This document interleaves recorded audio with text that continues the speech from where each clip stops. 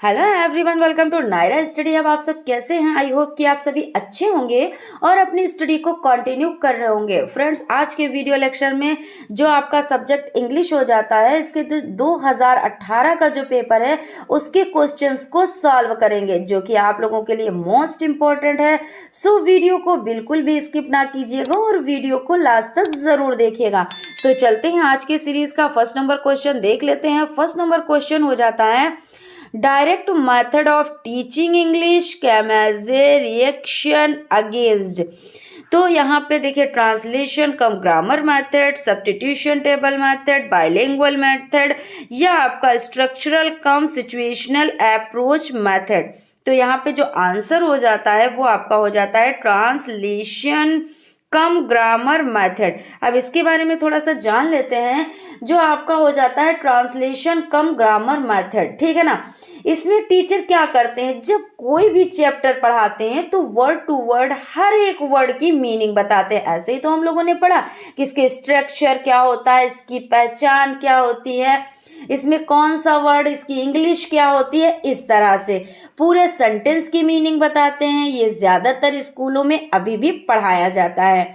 इसको classical method भी कहते हैं, ठीक है ना। इंडिया में सबसे ज्यादा तो आपका हो जाता है ट्रांसलेशन कम ग्रामर मेथड, ठीक है ना। इसमें क्या होता है, इसमें मदर टंग यानी मातृभाषा की सहायता से इंग्लिश भाषा को सीखते हैं। अब जबकि ये देख लें डायरेक्ट मेथड में क्या होता है, तो डायरेक्ट मेथड में टीचर इंग्लिश में ही मीनिंग बताते हैं, है ना। टोटल चीजें इंग्लिश में ही होती हैं। तो इस तरह से आपका जो ऑप्शन ए है वो आपका राइट हो जाता है। उसके बाद क्वेश्चन की तरफ चलते हैं। क्वेश्चन है आपका, the structural approach relatives to word pattern, sentence pattern, both A and B या लेटर पैटर्न। तो आपका इसमें जो आंसर हो जाता है, यानी यहाँ पे क्या कह रहे हैं कि the structural approach related to, संरचनात्मक दृष्टिकोण संबंधित है। तो किससे है, तो वर्ड पैटर्न से भी है, सेंटेंस पैटर्न से भी है, यानी कि बोथ ए और बी ये राइट हो जाता है आपका। उसके बाद आपका the origin of direct method is England, France, India, America. अब यहाँ पे देखिए बहुत ज़्यादा कंफ्यूजन रहती है। यहाँ पे देखिए आप सर्च करें तो वहाँ पे इंग्लैंड ही आपको मिलेगा, ठीक है ना। लेकिन कहीं कहीं पर आपको फ्रांस भी मिलता है और इसमें बड़ी कंफ्यूजन रहती है कि इंग्लैंड पे टिक करें या फ्रांस पे टिक करें। तो जहाँ पे आपका इंग्लैंड हो तो आप इंग्लैंड पे टिक करें, और अगर इंग्लैंड ना हो तो आप फ्रांस में टिक करें। और इसका जो इन्वेंशन हुआ वो आपका 1900 में, है ना।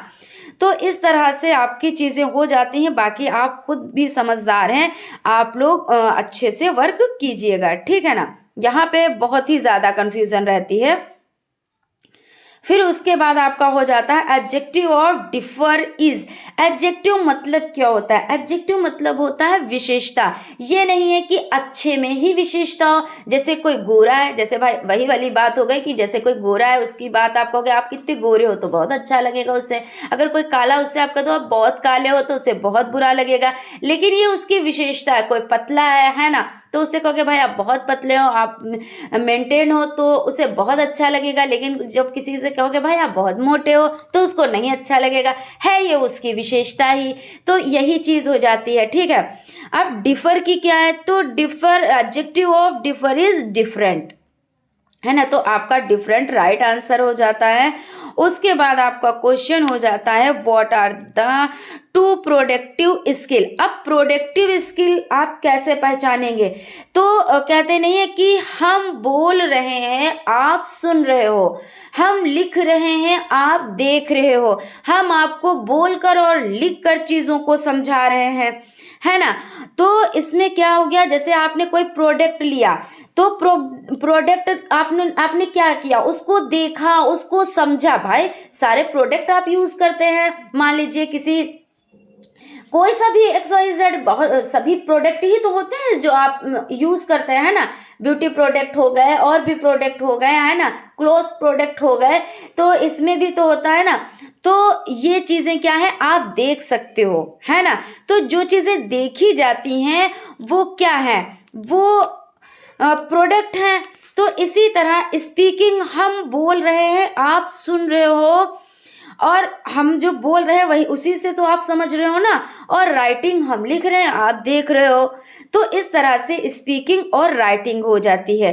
तो ये प्रोडक्टिव स्किल हो जाता है। और रिसेप्टिव स्किल की अगर बात की जाए तो रिसीव मतलब आप चीज़ों को रिसीव कर रहे हो। हम बोल रहे हैं तो आप रिसीव कर रहे हो, तो कैसे करोगे? सुनकर करोगे ना, तो लिसनिंग हो जाता है। और इसमें देखिए लिसनिंग सभी में है, तो यानी कि लिसनिंग वाला तो आप हटा ही दीजिए। और स्पीकिंग और राइटिंग आप पहले एग्जाम्पल से समझ लें या दूसरे एग्जाम्पल से समझ लें, चीज़ें वही आपको प्रोवाइड होंगी, यानी कि स्पीकिंग एंड राइटिंग। तो ये क्वेश्चन जैसे आपका प्रोडक्टिव स्किल और रिसेप्टिव स्किल, ये आप लोगों के लिए मोस्ट इंपॉर्टेंट है। जितनी बार मैं मोस्ट कहूँ तो इसमें जो भी आपको कंफ्यूजन होती हो उसको क्लियर कर लीजिए, ठीक है ना। यहाँ पे आपके ऑब्जेक्टिव टाइप क्वेश्चंस कंप्लीट होते हैं। अब देख लेते हैं आपकी very short answer type questions. तो इसमें सबसे पहले क्या है, change the following into past continuous tense. इसको किस में चेंज करना है, तो पास्ट कॉन्टिन्यूअस टेंस। इसकी पहचान क्या होती है, सबसे पहले आप सब्जेक्ट करेंगे, सब्जेक्ट तो सभी में लिखा जाता है ना। फिर उसके बाद आप क्या करेंगे, वाज या वेयर का प्रयोग करेंगे। वाज या वेयर, जैसे वाज कब लगाते हैं, वेयर कब लगाते हैं, तो जैसे आपका ही शी इट एक वचन हो जाता है तो वाज लगाते हैं, यू वी दे बहुवचन के साथ वेयर लगाते हैं ना। और इसमें क्या करते हैं, इसमें वर्ब की फर्स्ट फॉर्म के साथ आईएनजी लगाते हैं, है ना। वर्ब की फर्स्ट फॉर्म के साथ आईएनजी लगाते हैं। और उसके बाद क्या करते हैं, उसके बाद ऑब्जेक्ट लिखते हैं। तो past continuous tense, Mohan has been reading for 2 hours। तो यहाँ पे मोहन हो जाएगा, ठीक है, क्योंकि मोहन क्या है, सिंगुलर पर्सन है, सिंगुलर सब्जेक्ट है, तो इसलिए आप वाज का यूज करेंगे। वर्ब की फर्स्ट फॉर्म तो रीड से रीडिंग है ना, यहाँ पे भी रीडिंग है। फिर उसके बाद फॉर 2 hours, तो फॉर 2 hours यहाँ पे अनिश्चित समय, क्योंकि यहाँ पे भी फॉर अनिश्चित ही दिए, तो आप अनिश्चित को निश्चित नहीं कर सकते। ये नियम तो आपको पता है। और ज़्यादा डिटेल में जानना है तो आप प्लेलिस्ट में जाके आप इससे रिलेटेड क्लास ले सकते हैं, देख सकते हैं, जहाँ पे चीज़ों को बहुत ही ज़्यादा बारीकी से समझाया गया है, ठीक है ना। तो इस तरह से आपका हो जाता है। क्वेश्चन है change the following into passive voice. अब पैसिव वॉइस में क्या होता है, जैसे आपने कोई काम किया या आपके द्वारा कोई काम किया गया है ना, तो आपके द्वारा जो काम किया गया वो पैसिव वॉइस होता है ना। तो यहाँ पे आपका हो जाता है I am waiting a letter. अब क्या करेंगे, यहाँ पे सब्जेक्ट क्या है, आई है ना, आई के साथ एम, और क्योंकि वर्ब की फर्स्ट फॉर्म आईएनजी है ना, तो ये कौन सा है, प्रेजेंट कॉन्टिन्यूअस टेंस हो जाता है। हालांकि यहाँ पे ये चीज़ नहीं, लेकिन यहाँ पे जब तक आप टेंस नहीं जानोगे तब तक आपको ये सब चीज़ें बड़ी कठिन लगने वाली हैं, है ना। क्योंकि आप लोग जब टेंस समझ जाएंगे तो आपको ये सब चीज़ें बहुत ही आसान लगने वाली हैं।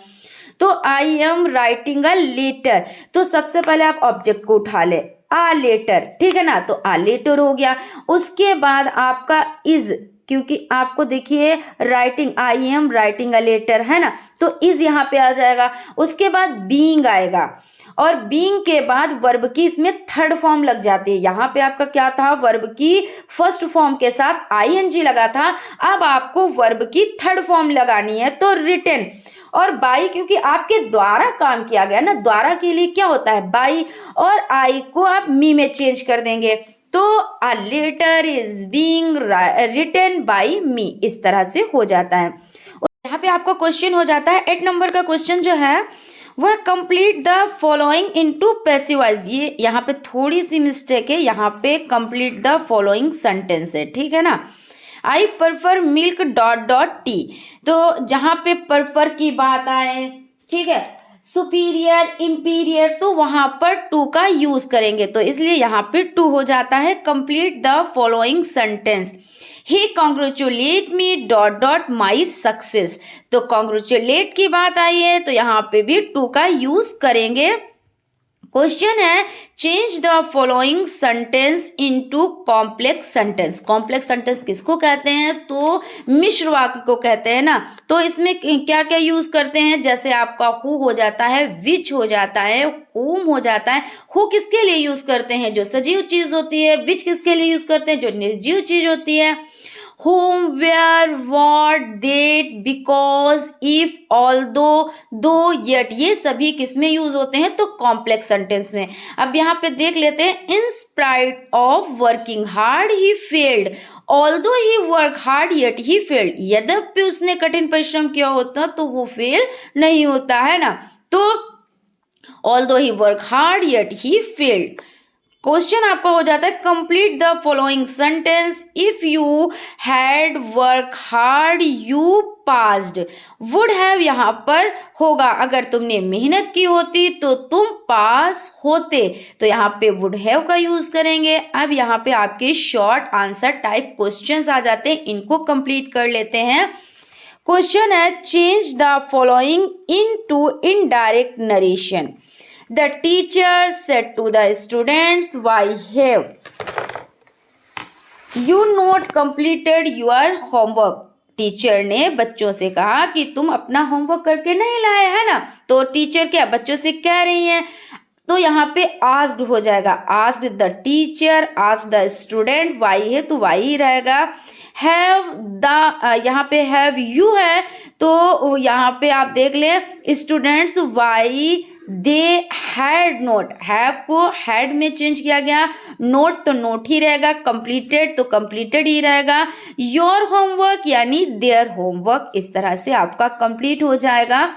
Right one word for the following group of words that can not be increased, यानी यहाँ पे कह रहे हैं निम्नलिखित, पहले यहाँ पे समझ लेते हैं। Right one word for the following group of word, निम्नलिखित शब्दों के समूह के लिए एक शब्द लिखना है। तो एक शब्द लिख लेते हैं, that can not B concrete, यानी उस पर विजय प्राप्त नहीं की जा सकती। ए पर्सन अनेबल टू पे डेब्ट्स, पे होता है यहाँ पे, प्ले नहीं, PAY, ठीक है ना, पे डेब्ट्स। तो यहाँ पे समझ लेते हैं। तो the can not B concrete तो इनडिफिटेबल हो जाता है, अनकॉर्डेबल हो जाता है और इनविजिंग हो जाता है, यानी अपराजय, अजय। अपराजय इसका मतलब होता है अजय और अजय। और ए पर्सन अनेबल टू पे डेब्ट्स, यानी कर्ज चुकाने में असमर्थ व्यक्ति कौन होता है? इंसॉल्वेंट। तो इसलिए ये हो जाता है, इसका मतलब दिवालिया होता है। क्वेश्चन है correct the following sentence as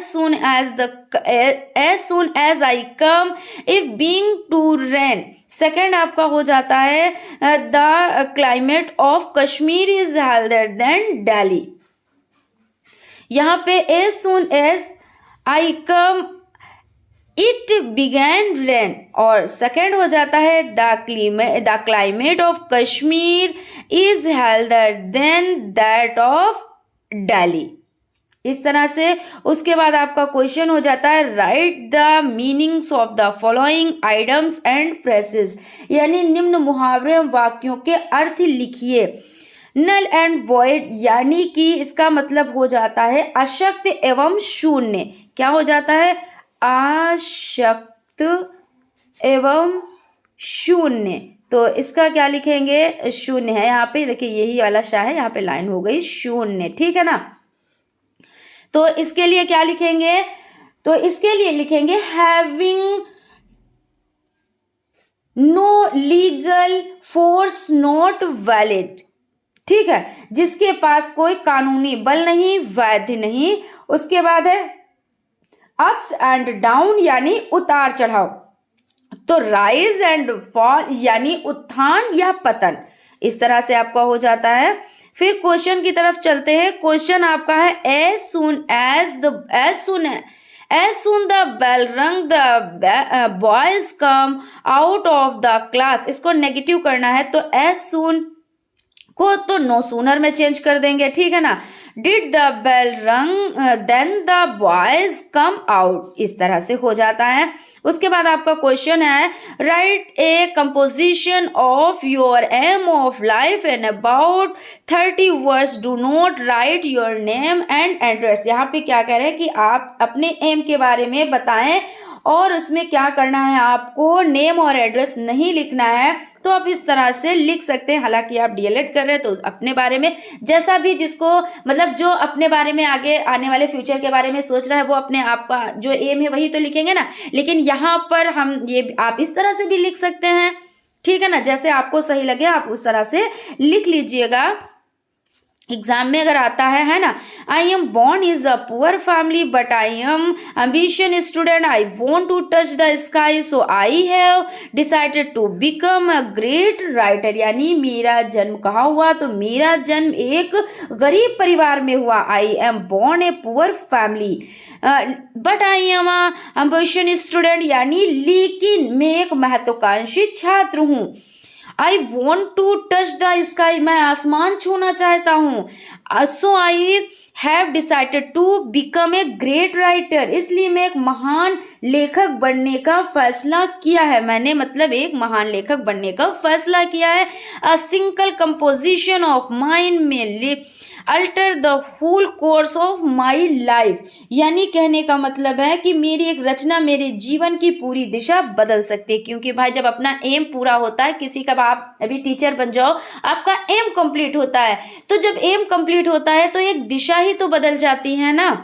I will be regard as a great writer, मैं एक महान लेखक माना जाऊंगा। इस तरह से आप लिख सकते हैं या आप अपने तरीके से भी लिख सकते हैं। क्वेश्चन आपका हो जाता है write an application to the principal of your college requesting him to grant you fee concession, do not write your name and address. यहाँ पे क्या कह रहे हैं कि अपने कॉलेज के प्राचार्य को शुल्क के लिए रियायत मतलब छूट के लिए अनुरोध करते हुए एक पत्र लिखे, है ना।